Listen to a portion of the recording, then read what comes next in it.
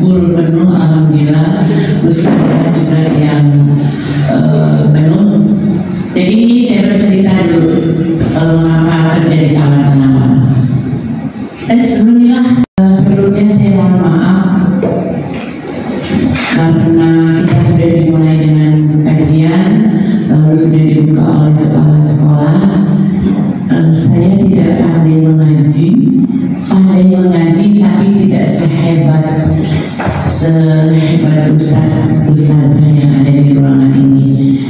Sebelum kita memulai kegiatan ini dan menerima materi ini, marilah kita berdoa bersama-sama, semoga apa yang kita diskusikan nanti ini diberkahi Allah Subhanahu wa Ta'ala.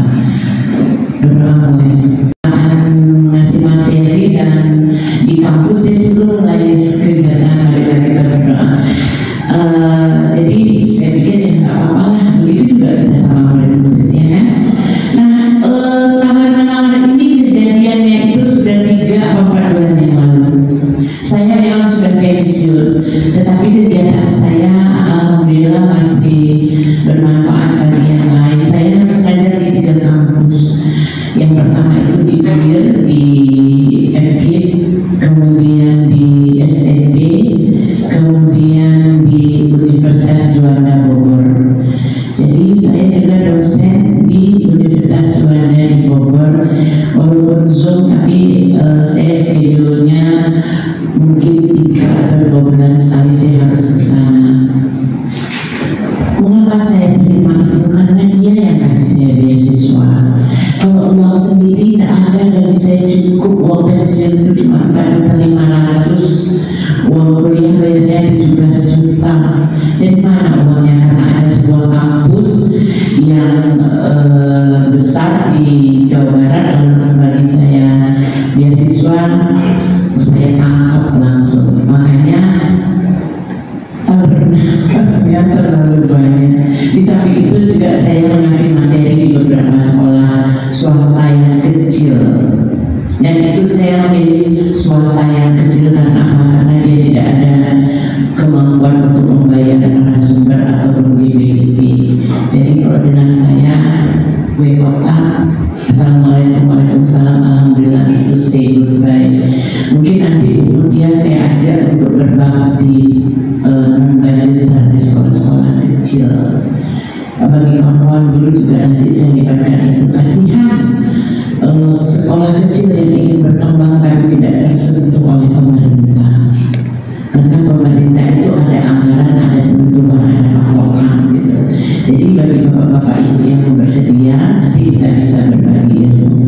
Baik, kita masuk tentang penguatan kapasitas sumber daya tata kelola satuan pendidikan. Ini kan sebetulnya patokan yang sudah ditentukan oleh BBB, karena ada sekolah kita dapat bantuan ya kan.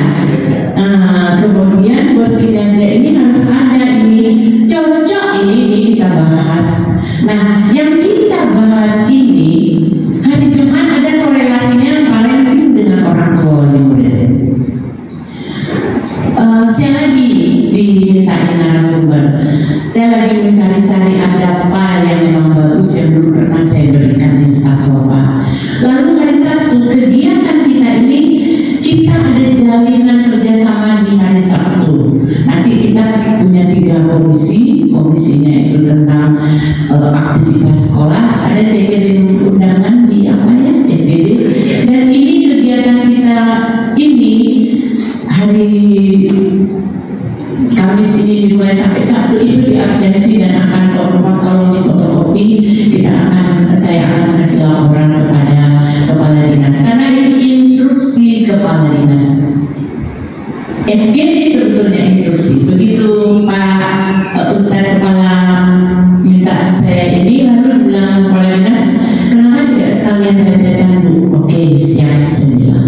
Jadi rentetannya dari sekarang saya bikin konsepnya dulu, alur untuk kita besok di hari Sabtu. Nah, kalau di hari Jumat itu pengajian mungkin fokus kepada orang tua yang menerima kemarin setiap ibu lihat anaknya.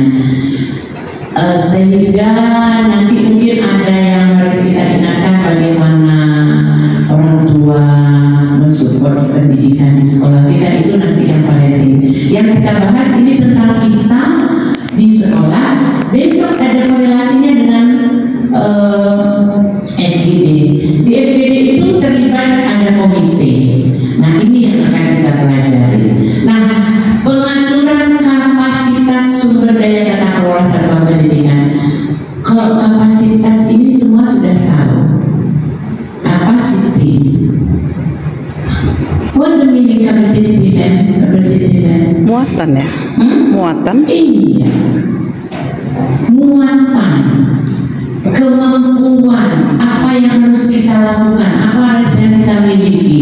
Nah, ini tujuannya adalah meningkatkan kemampuan pengetahuan para pemangku kepentingan mengelola. Nah, ini yang saya bahas.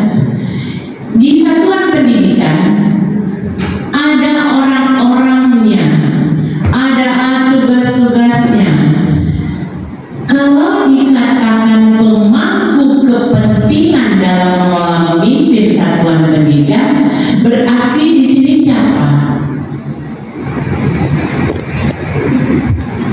Meningkatkan kemampuan dan pengetahuan para pemangku kepentingan dalam mengelola dan memimpin satuan pendidikan. Ini untuk kepada siapa? Tujuan kapasitas ini ditujukan untuk siapa? Semua yang terlibat. Untuk yang terlibat di dalam sekolah ini. Bu, saya terlibat. Bapak pemangku kebersihan. Security mana? Ada security. Security itu pemangku keamanan, ketertiban. Bapak ibu guru itu pemangku knowledge, pengetahuan. Jadi kita sini punya tanggung jawab bersama-sama dan dipimpin oleh kepala sekolah. Jadi kepala sekolah itu leader yang memimpin, yang merangkul, yang mengajak. Kalau saya kurang pas kalau bilang memerintah, saya lebih pas mengajak, karena tadi dikatakan bahwa ini adalah sumber daya kelola ini kita ajak bersama-sama. Siapa? Inilah dia. Siapa yang dikelola, yang diajak? Bapak Ibu semua tujuannya untuk meningkatkan kemampuan. Bagaimana caranya? Saya membuat undangan MPD itu, saya buka peraturan Perda nomor 6 tahun 2016 itu. Saya punya satu, karena itu kenang-kenangan. Yang asli saya punya satu, di dinas ada beberapa, di sekolah ini ada 2 dulu saya letak, mudah-mudahan masih ada. Saya melihat bahwa pengembangan kapasitas kelembagaan ini kita stagnan, cenderung mainnya tuh step by step. Kalau orang Jawa bilang alon-alon angger kelakon, tapi alon-alon banget. Tapi saya itu punya kompetensi yang kita tidak tahu kalau dia tidak menunjukkan kompetensinya. Maka kompetensi yang ada di satuan pendidikan ini terintegrasi, di samping dia guru mata pelajaran, berarti dia membina kesiswaan, membina OS-kul. Boleh. Kalau Ustazah Milati memang jago main rebana yang nyanyi apa itu, walaupun tidak boleh dalam ajaran agama kita, tapi ketika siar untuk ibu-ibu kan sesama ibu boleh, Ustazah. Kaunya audiennya wanita semua, tapi kita untuk siar agama kita sholawatan, cengkok-cengkoknya kan boleh. Maka itu bisa dimanfaatkan. Ketika Ustaz dia potensinya memang komputer, tapi dia punya kompetensi lain. Misalnya dia pemain basket, silakan ekskulnya di